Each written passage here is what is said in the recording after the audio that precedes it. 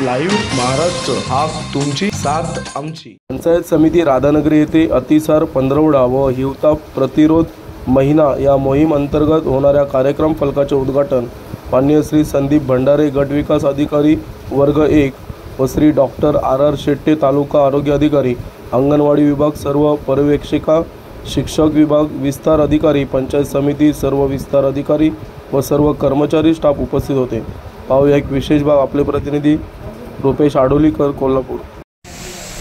तालुक्यामध्ये लहान मुलांचे बालमृत्यू जर रोखायचा असेल तर निमोनिया आणि अतिसार या दोन आजारावरती औषधोपचार देऊन तात्काळ बरे करण्याचं उद्दिष्ट आहे।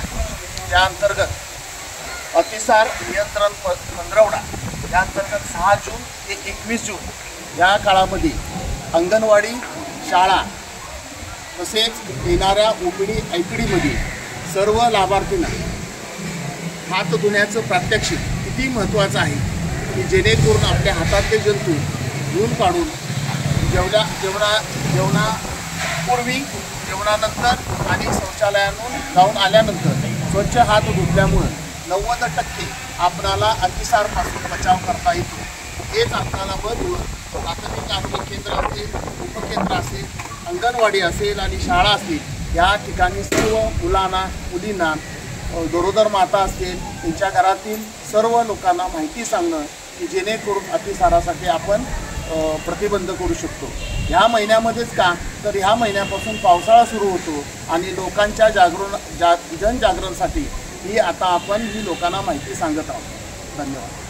समिती राधानगरीच्या वतीने आज हिवताप प्रतिरोध महिना आपण जूनमध्ये साजरा करत आहोत।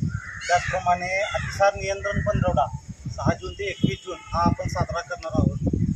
नुकताच आता पावसाळ्यात सुरुवात झालेली आहे आणि या ऋतूमध्ये महत्त्वाचे आजार म्हणजे निमोनिया, अतिसार आणि हिवताप नियंत्रणासाठी आपण सर्व ग्रामपंचायतीला आठवड्यातून 1 दिवस कोरडा दिवस पाळण्याच्या सूचना दिलेल्या आहेत। त्याचप्रमाणे अतिसार टाळण्यासाठी आवश्यक त्या सूचना सर्व ग्रामपंचायतींना त्याचप्रमाणे शाळा अंगणवाडी यांना दिलेल्या आहेत। दिलेल्या सूचनांचं पालन करून राधानगरी तालुक्यामध्ये हिवताप त्याचप्रमाणे अतिसार यांची साथ आपण रोखूया।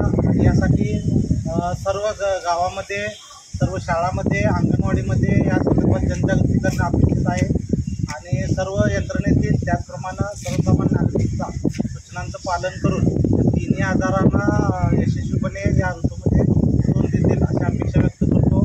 आणि लाईव्ह महाराष्ट्र, हा तुमची साथ आमची।